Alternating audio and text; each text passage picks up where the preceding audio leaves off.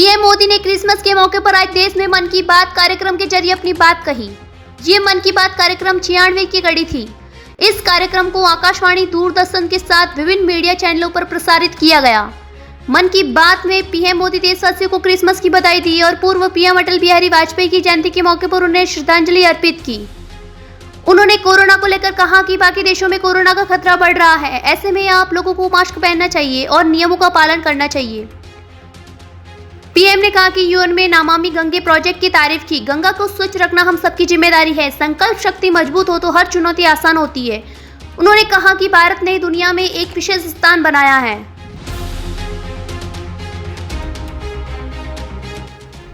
जम्मू कश्मीर में कड़ाके की ठंड पड़ रही है। सर्दी के कहर से पूरी कश्मीर घाटी प्रभावित है। श्रीनगर में एक मौसम की सबसे ठंडी रात रही। श्रीनगर में रविवार को मौसम का अब तक की सबसे कम रात का तापमान रहा, जो शून्य से 5.8 डिग्री नीचे दर्ज किया गया है, क्योंकि इस साल कश्मीर घाटी में क्रिसमस पर बर्फबारी नहीं हुई।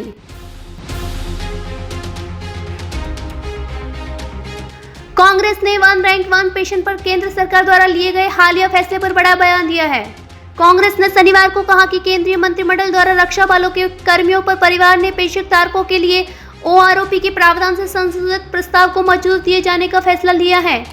कांग्रेस ने कहा कि इस निर्णय में सिर्फ 2 दिन पहले ही कई पूर्व सैनिक ओआरओपी के मुद्दे पर पार्टी नेता राहुल गांधी ने मुलाकात की थी। भारत चीन की सेनाओं के बीच हुई झड़प के बाद चीनी विदेश मंत्री का बयान सामने आया है। चीनी विदेश मंत्री वांग ने यह कहा, भारत और चीन ने राजनीय और सैन्य चैनलों के माध्यम से संचार बनाए रखा है। दोनों देश के सीमावर्ती क्षेत्रों में स्थिरता बनाए रखने के लिए प्रतिबद्ध है। उन्होंने कहा, हम चीन भारत संबंधों के स्थिर और मजबूत विकास की दिशा में एक साथ काम करने के लिए तैयार हैं। चीन के राष्ट्रीय स्वास्थ्य आयोग, जिसने पिछले 3 सालों के देश के लिए दैनिक कोविड-19 के मामले आंकड़े प्रकाशित किए हैं, उन्होंने कहा कि अब यह रविवार से ऐसे डेटा जारी नहीं करेगा। एनएसपी ने बयान में कहा, कोविड से जुड़ी जानकारी चीनी रोग नियंत्रण और रोकथाम केंद्र द्वारा प्रकाशित की जाएगी। बता दें कि चीन में कोरोना वायरस की नई लहर ने कोहराम मचा दिया है। हर रोज करोड़ों के मामले सामने आ रहे हैं। मुर्दा घरों में लाश का अंबार लगा है। बावजूद इसके प्रधानमंत्री शी जिनपिंग की सरकार चुनिंदा मरीजों के ही आंकड़े जारी कर रही है।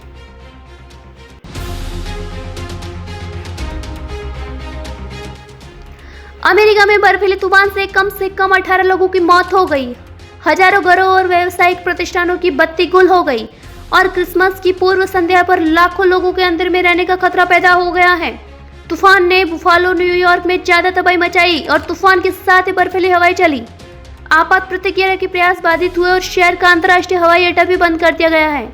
अमेरिका में अधिकारियों की मौत ने वजह तूफान की चपेट में आने के, कार दुर्घटना, पेड़ गिरने और तूफान के अन्य असर को बताया है। बुफालो क्षेत्र में कम से कम 3 लोगों की मौत हो गई।